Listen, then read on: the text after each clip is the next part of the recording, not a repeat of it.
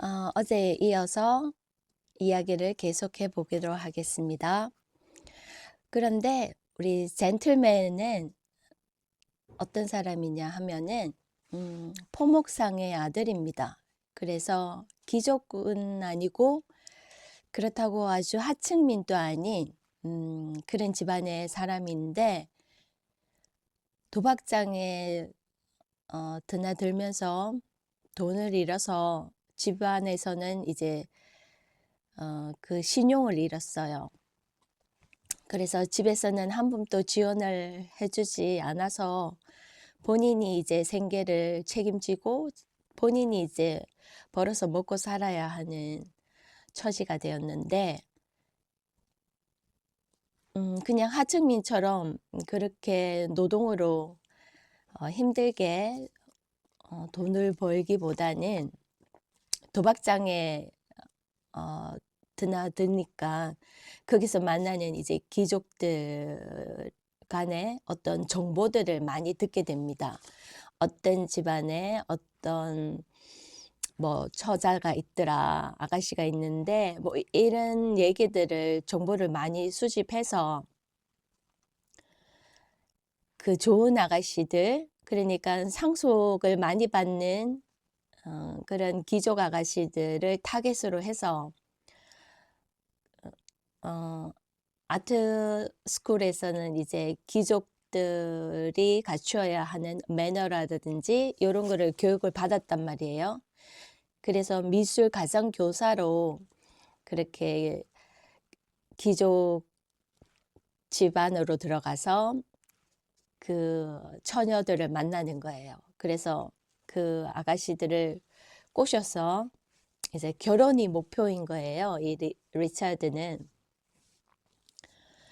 그런 상황이었고, 음, 1부에 이어서 그래서 젠틀맨과 모드는 합의하에 이제 탈출을 합니다. 술을 데리고 이제 탈출을 하고 술을 이제 모드랑 뒤바꿔서 신분을 이제 뒤바꾸는 거예요. 그래서 수는 이제 모두가 돼서 정신병원에 갇힙니다. 어, 그 전에 이제 모드랑 젠틀맨은 이제 혼인 신고를 하죠, 법적으로. 그래서 변호사를 대동하고 해서 혼인을 합니다. 혼인을 한 다음에 이제 이 수를 정신병원에 보냅니다. 그래서 결혼하고 나서 좀 심하게 우울해지면서 좀 사람이 좀 이상하게 됐다 하면서 정신병원에 가둡니다. 그래서 젠틀맨이 또 아는 의사들이 와서 또 이 수하고 모드를 진찰을 합니다. 진찰을 하면서도 바뀐 상태에서 진찰을 하기 때문에 수는 모르는 상태예요. 모르는 상태에서 대답을 하고 그렇게 수가 이제 모두랑 신분이 바뀌면서 정신병원에 들어가게 됩니다. 그 이제 정신병에 들어가고 나서야 이제 수가 자기가 속았다는 것을 아는 거예요. 그래서 젠틀맨과 모두가 자기를 속였다는 것을 이제 그때 이제 알게 됩니다. 그리고 젠틀맨과 이제 모두는 이제 수가 됐죠. 어디로 가냐 하면 그 석스비 부인네 거기로 갑니다. 그래서 젠틀맨이 모두를 꼬실 때는 뭐 파리에 뭐 좀 아주 좋은 집은 아닌데 괜찮은 집도 있고 뭐 요렇게 했는데 가서 보니까 완전히 하층민들이 사는 동네에 소매치기들 뭐 지저분한 거리들 그 집에 가보니까 너무 어처구니가 없는 거예요. 그래서 이제 그때도 이제 모두는 내가 젠틀맨의 말에 속았구나 이런 생각을 합니다. 그런데 이제 석스비가 더 충격적인 얘기를 하죠. 어릴 때 너희 엄마가 여기 와서 내 아이를 잘 거두어 주면 보상을 하겠다. 그래서 그 메리언, 그 모두의 진짜 엄마의 이름은 메리언입니다. 음, 그래서 그 출산의 비밀을 다 얘기를 합니다. 모두한테. 하지만 지금은 모두가 이제 수의 입장이 된 거죠. 음. 그러니까 수가 진짜로 그 기부인의 딸인 거예요. 이 모두는 그때 버려진 아이들 중에 한 명. 근데 이제 소설에서는 이게 석스비의 딸이 아닐까? 막 이렇게 짐작할 수도 있고요. 아니면 그 요람에 있었던 버려진 많은 아기들 중에 한 명이지 않을까? 이런 생각을 할 수도 있겠고요. 철저하게 이용을 당한 거죠. 그래서 석스비의 부인의 계획은 그 메리엔과의 계약에서 아이들이 18세가 되면 50대 50으로 상속을 주겠다라고 얘기를 했기 때문에 그 젠틀맨이 모두랑 결혼하고 나서 그 모두의 재산 50%를 이제 남편으로 빼돌리기 위해서는 이제 정신병원에 아내를 가두는 거예요. 멀쩡한 사람을. 그러면은 그 모두의 재산이 이제 젠틀맨 남편한테로 오니까 그렇게 50% 뺏을 수 있고, 이 수 같은 경우에는 바꿔치기 한 요 모드를 데리고 옵니다. 그래서 원래는 이 모두가 이 요람에 있던 아기들 중에 한 명이겠죠. 그러니까 자기 석스비 부인의 애라는 거예요. 자기 애니까 그 상속을 이제 자기가 받아도 된다는 생각이겠죠. 내 애들 중에 한 명이니까 내 거라라는 거죠. 그러니까 그 상속의 100%를 전부 다 갖고 와서 젠틀맨이랑 나눌 생각이었던 거예요. 그래서 그렇게 잘 진행이 됐죠. 젠틀맨과 생각대로 잘 일이 잘 됐는데, 문제는 이제 모두도 그렇고 수도 그렇고 뒤늦게 이제 속았다는 것을 알고 되게 좌절을 하죠. 좌절을 하는 와중에서도 이 둘이가 보냈던 시간들에서 서로 힘을 얻습니다. 왜냐하면 모두도 어린 시절부터 그 삼촌의 그 학대와 아주 짜여진 시간 속에서 본인을 지워가면서 삼촌의 트레이닝을 받으면서 삼촌의 비서로서 삼촌의 어떤 일을 돕는 그 일을 했단 말이에요. 길들여진 아이로. 그래서 자기의 삶을 찾기 위해서 탈주를 했단 말이에요. 탈주를 했는데 하면 내가 해방이 될 줄 알았는데 아닌 거예요. 또 다른 사람이 자신을 이용하려는 사람들이 너무 주위에 많은 거예요. 근데 이제 그 전에 이제 수가 자기의 메이드 하녀로 왔을 때 그 수의 원래 그 목표는 그 모드랑 젠틀맨이랑 결혼하도록 돕는 역할이에요. 그래서 젠틀맨이 괜찮은 사람이다, 좋은 사람이다 라고 부추기면서 결혼을 하게 만드는 역할이 수의 역할이었거든요. 그렇게 만난 두 사람이란 말이에요. 근데 그 두 사람 사이에서 처음으로 이제 좋은 감정이 생겨난 거예요. 수는 그 얘를 젠틀맨이랑 엮여야 하는 역할도 있는데 가서 보니까 모두가 좀 안 된 거예요. 어린애인데 엄마도 없고 본인처럼 엄마가 없죠. 그리고 엄마가 정신병원에서 죽었다는 이유만으로 정신병자 취급하니까 모든 사람들이 이 모두한테 그걸 더 씌워서 꼼짝달싹 못하게 하는 거예요. 너희 엄마는 미친 여자다. 뭐 이런 식으로 해가지고 그리고 하인들한테서 받는 어떤 그런 것들, 그리고 삼촌한테서도 뭐 애정이라고는 하나도 못 받죠. 오로지 뭐 그래도 수는 석스비 부인한테서 굉장히 뭐 어릴 때부터 머리도 많이 빗겨주고 안아주고 같이 재워주고 하면서 수도 자기가 이용당하는지 모르는 상태이지만 그렇게 길러졌단 말이에요. 그래서 나중에 석수비가 뭘 하자 하면은 그걸 거부할 수 없는 그 상태까지 길들여진 거란 말이에요. 그래서 자기는 원치는 않지만 쓱 내키지는 않지만 석수비가 원하니까 하는 그런 지경까지 갔단 말이에요.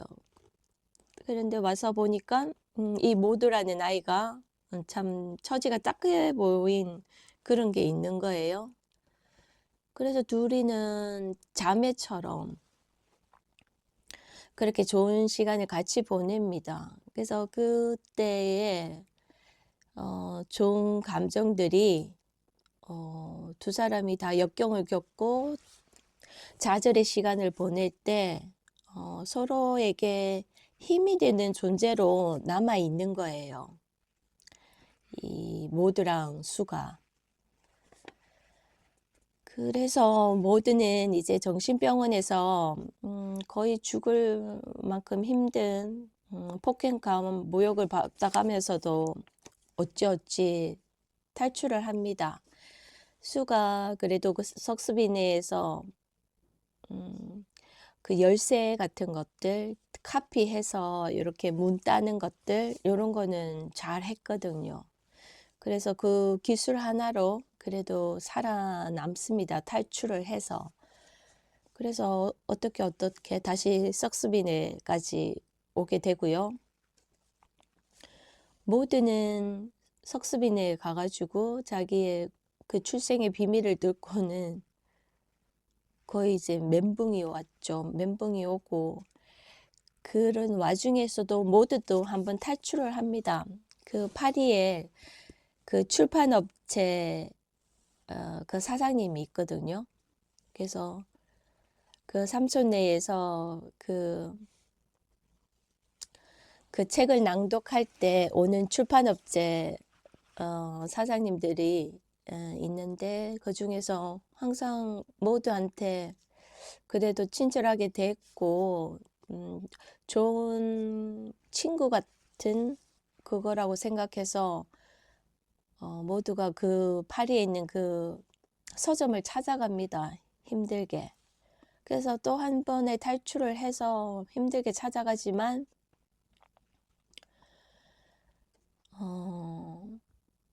그 호투리스라는 그 인물도 이 모두를 돕지를 않습니다. 오히려 되게 가까이 오기를 거부를 합니다. 그래서 굉장히 난처해합니다. 이 모두가 왔을 때. 왜냐하면 모두가 급하게 탈출하냐고 신발도 제대로 못 신고 모자도 못 챙기고 외투도 없이 그렇게 죽기 살기로 도망을 쳤단 말이에요. 그래서 그 몰골을 보고 그 빅토리아 시대 때만 하더라도 여성들이 모자를 쓰지 않고 밖으로 외출을 하고 돌아다닌다는 것은 이 여자가 평범한 여자가 아니고 그냥 길거리의 여자, 쉬운 여자, 상대하기 쉬운 여자 이런 분위기가 있었단 말이에요. 그래서 모두가 모자도 안 쓰고 이렇게 나가니까 이 여자가 그냥 길거리 여자인 줄 알고 접근하는 이 여자를 그냥 또 하룻밤 이렇게 하려고 하는 그 귀족들이 접근을 한단 말이에요. 그리고 이게 그 출판사에 있는 그 사장님들도 아니 자기 직장에 일하는 데에 이렇게 찾아오면 곤란하다고 그 직장의 동료들도 보고 밑에 부하들도 보는데 이게 뭐냐고 나는 집에 아내도 있고 딸들도 있는데 보는 시선이 있는데 이러면 곤란하다고 이렇게 나오는 거예요.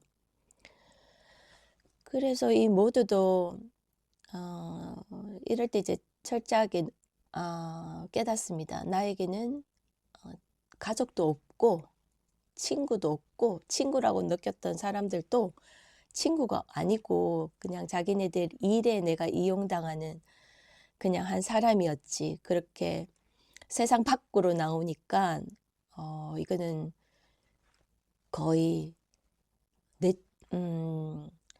보여서 보여져서는 안 되는 사람이었던 거예요. 그 삼촌네 안에서만 그렇게 비정상적인 그걸로 이 아이를 이용을 하는 그런 존재였는데 이 세상에 나오니까 굉장히 당혹스러워하고 막 돌려보냅니다. 오히려. 그래서 그때 이제 모두는 깨닫죠. 이제 나는 가족도 없고 친구도 없다는 사실을 이제 깨닫고 다시 석습이 집으로 돌아갑니다. 갈 곳은 없거든요. 탈출은 했지만 갈 곳은 없어요. 그래서 그 출판업자 그 사장님한테 내가 글을 읽고 글을 쓰고 낭독도 하고 하니까 나도 여기서 일하게 해달라고 하거든요. 그런데 일도 못하게 합니다.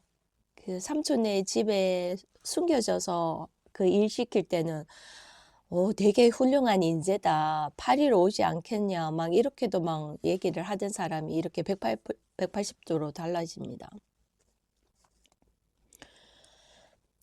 그리고 그래서 이제 수도 이제 자기가 이제 젠틀맨과 모드한테 속았다고 생각하고 석스비네로 다시 향하죠. 그렇게 해서 이 둘이가 석스비네에서 다 만나게 됩니다. 젠틀맨하고 석스비 부인하고 수하고 모드하고. 그래서 수가 이제 칼을 들고 갑니다. 그 젠틀맨을 죽이려고요. 그래서 젠틀맨하고 이 모드는 굉장히 나쁜 연인인 거예요. 굉장히 나쁜 연인인 거예요. 자기를 속이고 나를 이제 정신병에 쳐넣었으니까. 그래서 가서 이제 칼로 찔러 죽이려고 막. 그래도 이제 수는 끝까지 이제 석스비 부인은 이제 자기 편이라고 이제 생각을 하고 있는 거예요. 그래서 석스비한테 저 두 년놈이 나를 이제 속여가서 나 정신병을 쳐넣었다고 나 죽일 거라고 막 이러니까 이제 석스비 부인이 이제 만류를 하고 있는 상태에서 젠틀맨은 이제 계속 얘기를 하려고 하는 거예요. 사실은 석스비가 이 모든 계획을 꾸몄고 나는 이제 그 과정에서 이 일을 맡겨진 임무를 수행하는 입장이었다라고 이제 사실들을 이제 털어놓으려고 하는데 석스비 부인은 계속 그 말을 못하게 하죠. 못하게 하고 그 아이가 뒷바뀌었다는 그 사실도 이제 젠틀맨이 얘기를 하려고 망합니다. 하려고 하니까 이 모두가 그 테이블 위에 이제 수가 들고 온 테이블 위에 이제 수가 그래도 석스비 부인의 말을 듣고 테이블 위에 칼을 내려놨단 말이에요. 그런데 이 모두가 달려가서는 이 칼을 움켜잡고 젠틀맨을 이제 찌릅니다. 그 와중에 이제 석스비 부인이 이제 말려고 같이 달려드는 상황에서 그 젠틀맨이 이제 칼을 맞고는 이제 서서히 죽어가죠. 죽어가면서도 이제 살려달라고 의사를 불러달라고 해도 그 주위에 있는 아무도 의사를 부르지 않습니다. 의사를 부를 수가 없죠. 그 공간이라는 그 공간이 원래 범죄 소굴이었고 그 남의 물건을 훔쳐서 다시 그 흔적을 지워서 다시 내다 파는 그런 불법적인 일을 하는 곳이었고 또 이 아이들 뒤바뀌는 사실들도 저게 세상에 드러나면 안 되니까 어 그래서 아무도 그 의사를 부르지 않습니다. 그래서 젠틀맨은 그렇게 죽어가요. 자기가 죽는다고는 절대로 생각을 안 했는데 젠틀맨이 그렇게 모두의 칼에 찔려 죽습니다. 그런데 그 상황에서 이제 존 블론이라는 그 석스빈에 있던 그 남자아이는 찔린 사람이 석스비다라고 얘기를 합니다. 그래서 이제 경찰이 들이닥쳤을 때 이 칼을 찌른 사람이 석스비 부인이다 하고 이 존 블룬이 얘기하면서 이제 석스비 부인이 이제 체포되고, 그리고 모든 사람들이 다 경찰서에 붙잡혀 가서 다 치조를 당하고 가벼운 형을 살고 나오는 사람도 있고 그 감옥에 갇히는 사람도 있고 그렇습니다. 근데 석스비 부인은 이제 살인죄로 이제 사형을 이제 받아두고 있죠. 그리고 모두는 이제 탈출을 하고 이제 모두는 이제 모두도 경찰서에서 어떻게 잡혀서 갑니다. 경찰서 다 잡혀가고 자기가 이제 본대로 다 얘기를 하는데 모두는 자기가 그 찔렀다는 말을 안 하겠죠. 안 하고 이제 석스비가 이제 자기가 찔렀다고 얘기를 하니까 이제 수하고 모두는 다 이제 풀려납니다. 끝에는. 그 석스비만 이제 사형 일자를 이제 받아두고 수는 아직까지도 모릅니다. 이게 이 모든 것이 석스비가 꾸몄다는 사실을요. 근데 그래서 석스비가 죽을 때까지 이제 수가 자기가 석스비 부인 옆에서 석스비를 보살핍니다. 그래서 진짜 많이 아파하고 슬퍼하고 수가. 근데 석스비 입장에서는 얘를 보면 진짜 깜짝깜짝 놀라는 거예요. 그래서 석스비 부인도 얘기를 하려고 몇 번이나 시도를 합니다. 하지만 수도 뭔가가 있다는 것을 눈치를 챕니다. 하지만 그 석스비 부인이 자기한테 말을 하지 말라고 얘기를 합니다. 그래서 두 사람 다 침묵을 합니다. 끝내는 침묵으로 끝이 납니다. 그래서 석스비가 유일하게 얘기하는 것은 내가 죽고 나서 어떤 사실을 알더라도 내가 사형을 받는 그 장면에서 어떤 위안을 얻으라고 지금의 그거를 내가 죽을 때 눈을 돌리지 말고 나의 모습을 똑똑히 보라고 합니다. 그래서 수가 이제 그 석스비 부인이 죽고 나서 유품을 받아갖고 왔는데 그 옷 속에 이제 그 메리앤 그 기부인과 석스비 부인이 계약한 그 문서가 들어있는 거예요. 그래서 글을 읽지 못하니까 어떻게 길거리로 나가서 글을 아는 사람한테 읽어달라고 해서 보니까 자기랑 모두랑 뒤바뀌어 있고 뭐 이런 모든 사실들을 다 알게 되는 거예요. 그래서 이제 석수비가 자기를 날 이용하려고 거기 보냈다는 것을 알게 되는 거예요. 그리고 나서 이제 수도 굉장히 아파합니다. 며칠간을 거의 죽다시피 합니다. 그래서 수도 뼈저리게 느낍니다. 나는 가족도 없고 친구도 없다는 사실을 그때 이제 수도 알게 됩니다. 그렇게 이제 두 사람이 모든 것을 다 알고 나서, 근데 수는 모두가 언제부터 그 계획을 알고 있었는지는 정확하게 모릅니다. 수는 언제 그 젠틀맨과 수가 다시 이중 계약으로 자기를 정신병원에 넣을 계획을 했는지는 알지 못해요. 왜냐하면 제일 처음에는 젠틀맨이 진짜 수랑 서서비 개인처럼 그 모두를 꼬시려고 갔단 말이에요.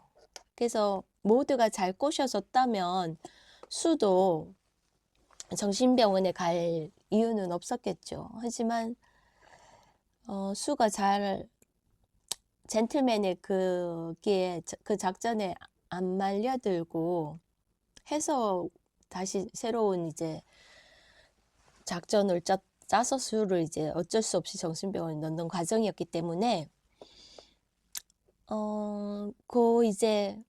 그 사이에 이제 수하고 모드의 사이가 관계가 좋았단 말이에요. 그 이제 서로 좋아하는 느낌이 막 들락말랑 할 때 이제 그러면서 둘이가 굉장히 가까운 스킨십을 또 한단 말이에요. 그 모두는 이제 젠틀맨과의 결혼을 앞두고 내가 너무 긴장되고 두렵고 떨리니까 내가 첫날 밤을 어떻게 보내야 될지 너가 이제 좀 시범을 좀 보여달라고. 그래서 어떤 시범처럼 이렇게 하다가 이제 두 사람이 이제 스킨십을 갖는단 말이에요. 근데 그 두 사람의 이제 관계가 어느 정도 서로 좋아하는 느낌이 있는 상태에서 이거는 서로의 이제 핑계를 대면서는 했기 때문에 그 다음날 이제 스킨십이 있고 난 다음 그 다음날 이제 두 사람은 이제 모두는 수한테 이제 계획을 바꿀 수도 있잖아요. 다가가려고 하는데 수는 이제 본인의 원래 계획대로 다시 이 모두를 젠틀맨과 결혼시키려고 해요. 그래서 이제 모두는 어쩔 수 없이 수를 정신병원에 집어넣기로 한단 말이에요. 그래서 그 감정이 둘이가 좋아하는 감정은 있었지만 어긋나서 이렇게 모두가 다 갔을 때 수는 이제 원래 자기 계획대로 하기 위해서 수를 결혼을 젠틀맨과 시키려고 하는 그 의도를 보고 이제 모두가 방향을 튼 거란 말이에요. 그래서 둘 다 어떻게 보면 좋아하는 감정보다 그 당시에는 본인의 어떤 생존, 그죠? 큰 어떤 전환의 어떤 생존의 시간에서 본인들의 생존을 택했단 말이에요. 생존을 택했는데도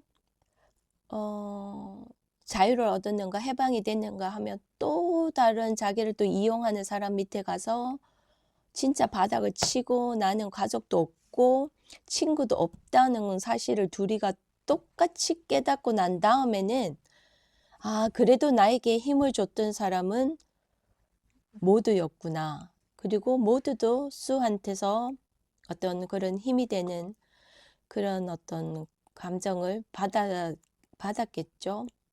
그래서 모두도 이제 수가 정신병원을 가고 나서도 그 수를 다시 구해야겠다는 생각을 하고 있었단 말이에요.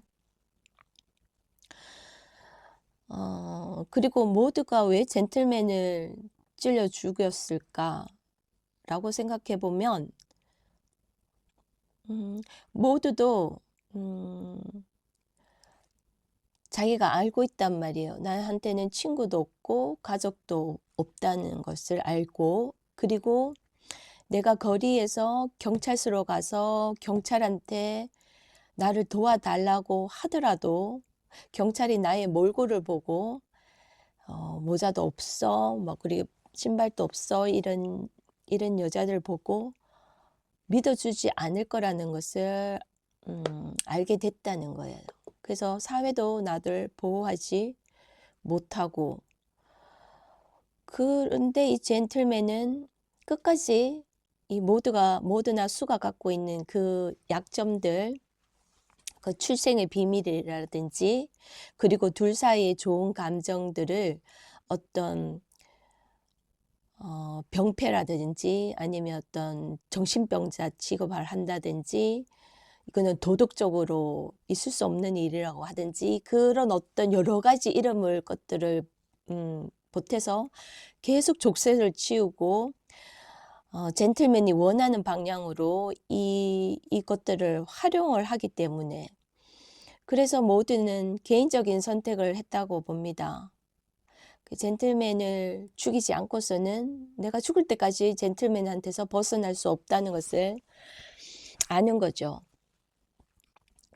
그래서 개인의 선택으로 갈 수밖에 없는 거기에서 젠틀맨을 찔러 죽였다고 봅니다. 그래서 그거를 이제 끝내고 싶었던 거죠.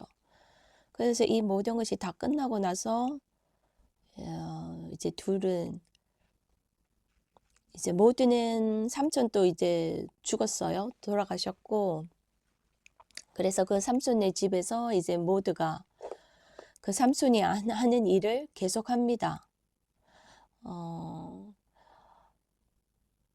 그래야 이제 그 일을 해서 이제 그 하인도 부리고 생계가 유지가 되니까요. 그래서 그 일을 하고 있는데 이제 수가 거기에 찾아옵니다.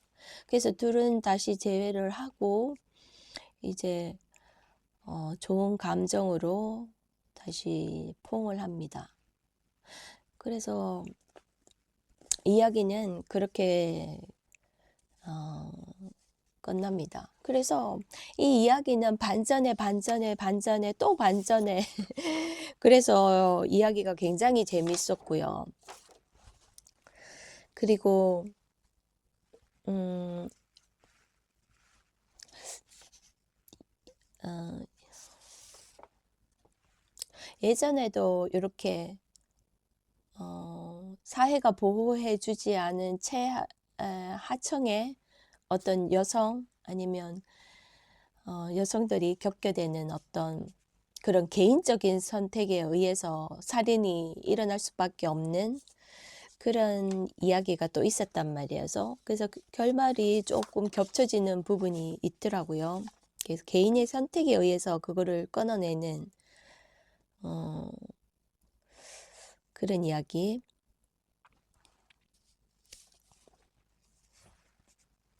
그리고 석수비 부인은 어떤 부인이었냐 하면 남편이 선원이었던 모양이에요.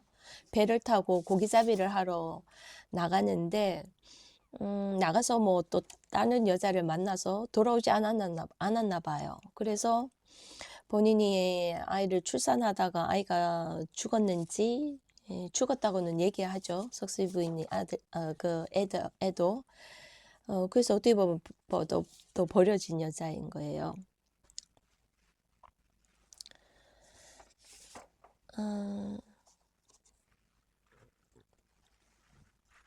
그래서 모두의 처지가 진짜 한눈에 딱 보여졌고요. 그리고 이제 그 석수비 부인도 그 모두와 만났을 때 그 석수비 부인의 아들인 거죠. 애인 거죠. 그 요람에서 키운 애기들은 다 자기 아이인 거예요. 근데 그 아이들을 하나씩 팔면서 자기가 생계를 유지했기 때문에 이 아이가 자기의 어떤 생계 수단인 거예요. 그런 의미에서 아이들을 굉장히 막 만지고 막 자기 그것처럼 예쁘게 하죠. 왜 예쁘겠어요, 아이들이? 애들을 팔면 자기한테 돈이 생기고 밥이 생기고 하니까 이 애들이 굉장히 예쁘고 소중한 거죠. 그래서 모두가 이 석수비한테 왔을 때도 넌 내 딸, 내 딸이라고 해야 되나? 자기 나의 나의 애인 것처럼 굉장히 막 쓰다듬고 처음 보는 그 18살 큰애를 막 애기처럼 막 다뤄요.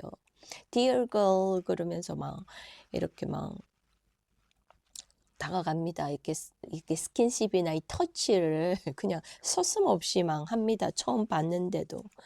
그래서 되게 그런 기계스러운 면도 좀 있고요. 음, 그래서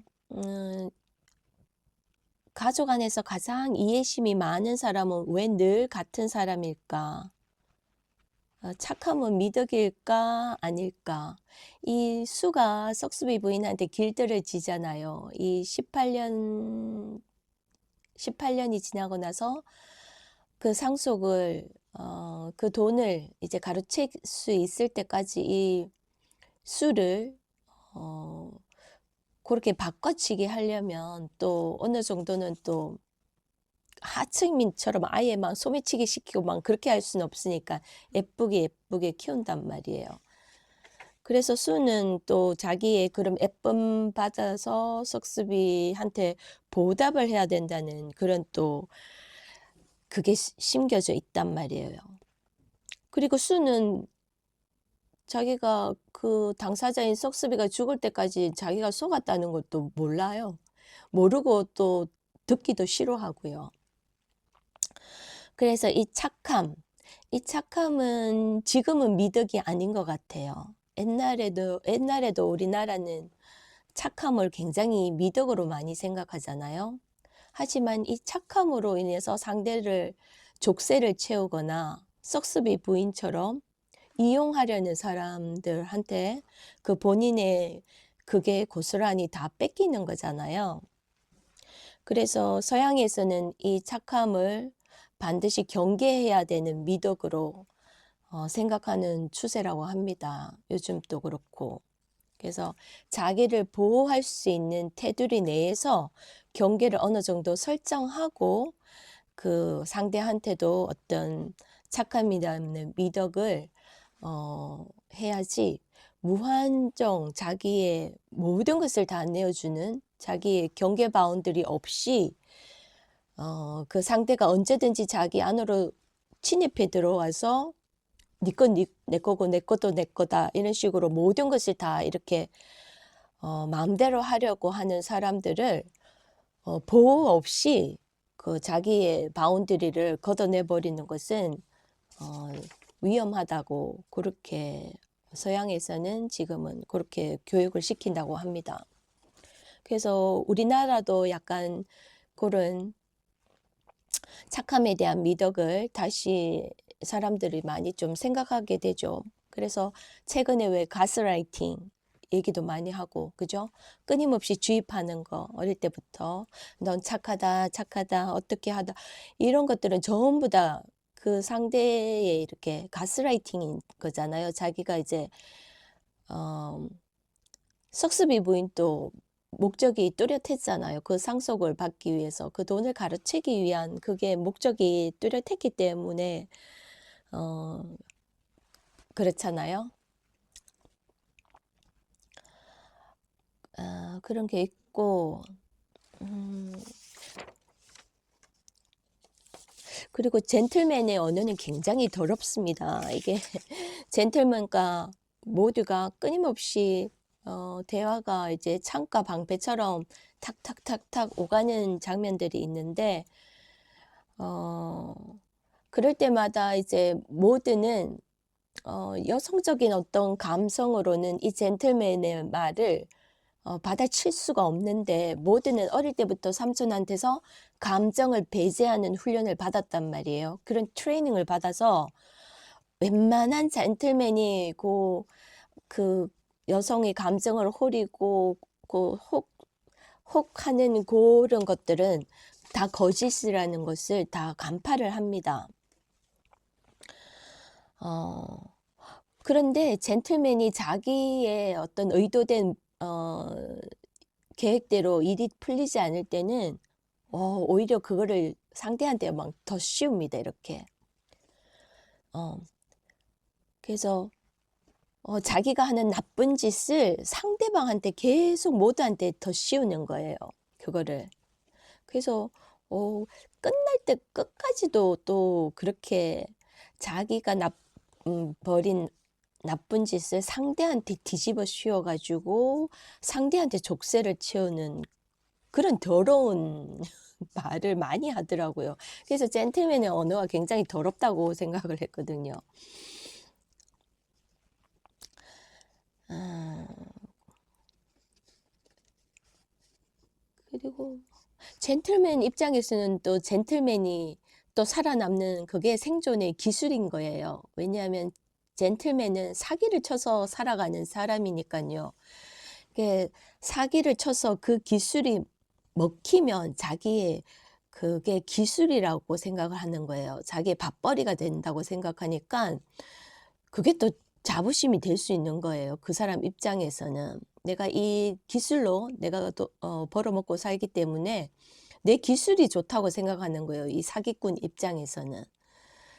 그래서 석스비 부인이 이제 그 모드의 상속을 가르칠 때도 막 계획을 짜면서 이 모드라는 이 여자애를 엄청 멍청하고 어리숙하고 이런 식으로 막 디스를 한단 말이에요. 디스를 하니까 이제 막 이건 내가 뺏어도 되는 돈이라고 생각을 하고 뺏기는 사람이 잘못하는 것이 뺏는 사람은 잘못하는 거라는 생각을 안 하는 것 같아요. 사기꾼들은 그 마인드가.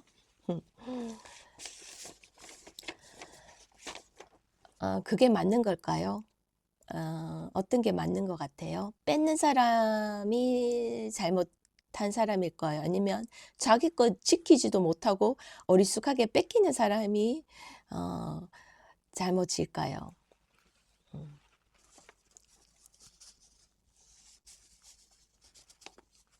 요즘은 둘 다로 가는 것 같아요. 자기 거 잘 지키지 못하고 똑바르게 그거 잘 찾지 못하는 본인의 잘못도 있지 않을까? 있다고 생각하는 사람들도 있는 것 같아요. 그래서 점점 살아가는 게 쉽지만은 않는 것 같고, 역시 이 빅토리아 시대 때 하층민의 여성들, 그리고 중상층의 여성들 이야기를 어, 연속해서 제가 다뤄보고 있잖아요. 첫 번째 이야기는 윌드링, 그 폭풍의 언덕, 그죠? 폭풍의 언덕, 또 빅토리아 시대고, 이 사라 워터스의 핑거 스미스도 배경은 그 빅토리아 시대인 거예요. 그래서 빅토리아 시대 때 여성들이 할 일이 없어요. 일자리가 없어요. 그 중산층 여성들도 가정교사가 아니면 어, 뭐 작가 일도 있었다고 하더라고요. 가정교사나 작가. 그 손에 꽂는 그 외에는 이제 밥벌이 할 길이 없는 거예요. 어, 그래서 빅토리아 시대 때 어떤 하층민의 여성들과 이제 폭풍의 언덕은 이제 하층민은 아니지만 중산층의 여성들이 살아가는 이야기, 생존 이야기인 거예요, 진짜로. 근데 그 생존에 이제 항상 이제 생존과 사랑이 같이 오는 거예요. 근데 이 둘이는 뗄래야 뗄 수가 없는 거예요, 이 사랑과 생존은. 그래서 사랑도 쟁취하고 싶고 생존도 쟁취하고 싶지만 늘 그게 어, 실패로 이어집니다. 폭풍의 언덕에서도 그렇고 그 밑에 딸 잭시한테로 넘어갔을 때는 또 어떻게 변할지는 모르겠지만 그래서 이 핑거 스미스는 진짜 하층민의 여성의 생존기, 생존과 사랑에 관한 이야기인데 사랑은 좀 파격적이죠. 그렇게 우리 생각지도 못한 결말, 사랑도 쟁취하고 또 상속도 자기가 잘 챙긴 어떻게 보면 생존한 두 여성의 이야기입니다. 그래서 저는 굉장히 재밌게 읽었고 여러분도 재밌게 읽었으면 좋겠습니다. 그리고 만약에 이 영상을 보시는 분들은 어떤 일을 하고 계시는지 여성분이라면 저는 어떤 일을 하고 있어요 라는 글을 댓글로 달아주면 참 좋을 것 같습니다. 제가 이제 어떤 직업에 대한 영상들도 만들고 있는데요. 한 한 열 몇 가지 하고 나니까 잘 떠오르지가 않더라고요. 어떤 직업들이 있지? 이 현대에는 굉장히 많은 일자리가 있잖아요. 그래도 뭐 이렇게 쉽게 잘 어떤 게 있지 잘 떠오르지가 않더라고요. 그래서 이 영상을 보시는 시청자들 분 중에 여성분이고 하면 나는 어떤 일을 하고 있어요 라고 일을 만약에 하고 계신다면 어떤 일을 하고 계시는지 댓글로 달아주시면 제가 또 좋은 소재로 또 그렇게 한번 활용했으면 좋겠습니다. 그래서 올려주세요. 네, 감사합니다.